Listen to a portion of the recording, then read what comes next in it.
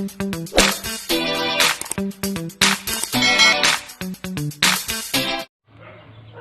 mga Kawang 5 TV dyan, welcome back sa ating channel. So for today, check natin yung TP-Link 110 antenna ng ating bendo machine, kasi sabi ng mga client humina daw yung wifi ng bendo natin. Hello mga Kawang 5, so ayan po, kaya pala humina yung signal ng bendo natin kasi ito nga yung TP-Link natin, ayan, pinamumugara ng mga langgam, ayan ayan, dito to siya nakalagay, kawayan lang dyan sa babaw, tapos yung bendo natin doon, kaya pala ayan yung dahilan. So babaklasin natin to, tapos ayan ang dami dyan tapos dito ayan, yung iba na remove ko na pero medyo marami pa rin. Kaya natin itong baklasin, tatanggalin natin itong mga langgam, itong mga sulom na to, kasi ito yung dahilan kaya umina yung bendo natin, ayan, pinamumugara na nila.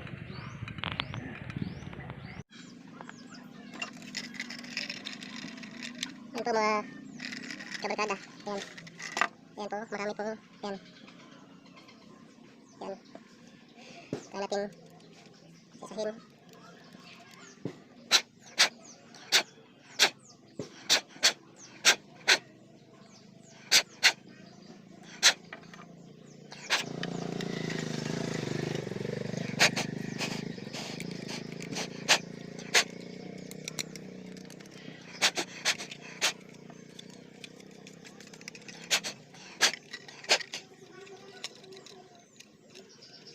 Ayan.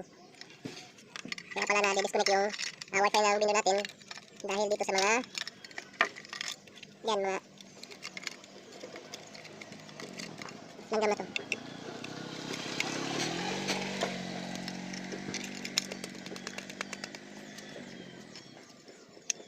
Yung iba natanggal ko na kanina, hindi ko na napakita sa video natin. Ayan. Ayan, mahilig kayo magtago ha. Kanina mas marami to. Yun nga, yung sinabi ko kanina na pinamumugara nila, medyo marami talaga. Tatanggal ko na yung iba, ito na lang yung naiwan, kaya tatanggalin natin lahat.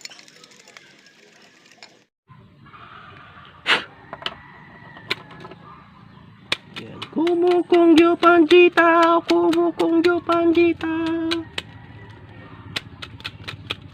kumukungyo panjita.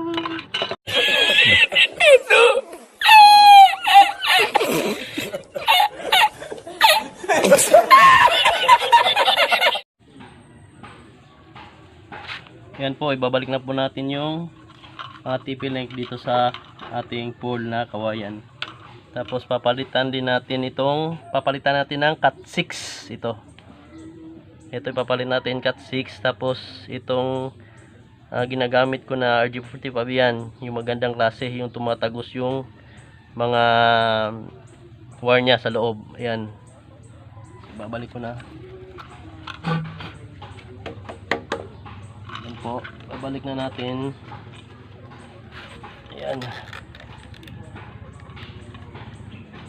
Tapos ito. Ayan. Salpak ko natin. Ayan.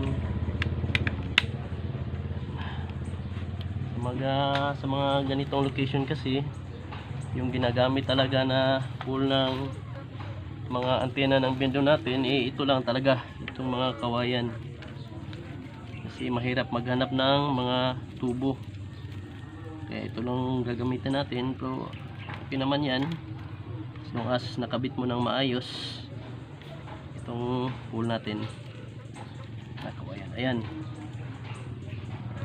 so hindi pa siya gumagana. Ayan, hindi pa siya nag-green yung light niya kasi hindi pa natin nakabit doon sa ating main. So ayan, itatayo na natin. Ayan.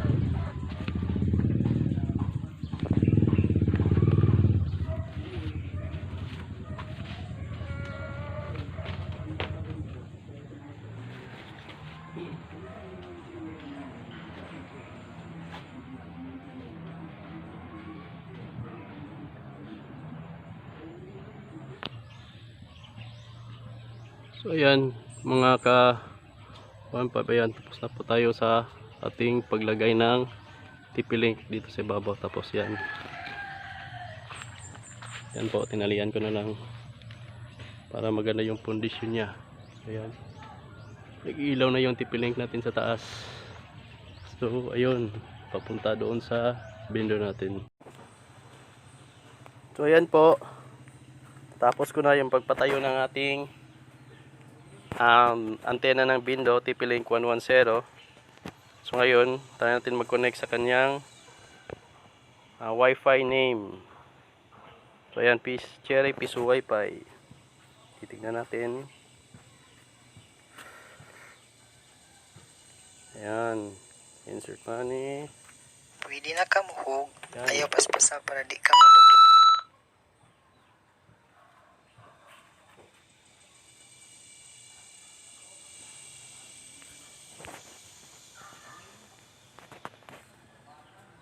So ayan, 15 minutes. Try natin mag-browse. Try natin kung may internet na nga ba. Saka maayos na yung signal niya. So ayan, okay na. So ayun po yung bindo natin, yung pinagtatayuan nating antena doon.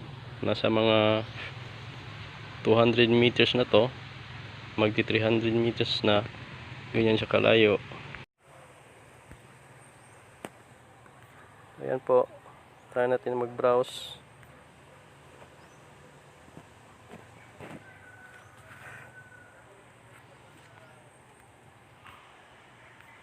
Ayan, okay pa siya.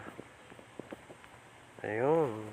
Maganda pa yung kuha ng signal niya kahit nasa malayo na tayo. Yan po mga Ka15 TV. Salamat po sa panonood ng aking channel. Please like and subscribe naman dyan.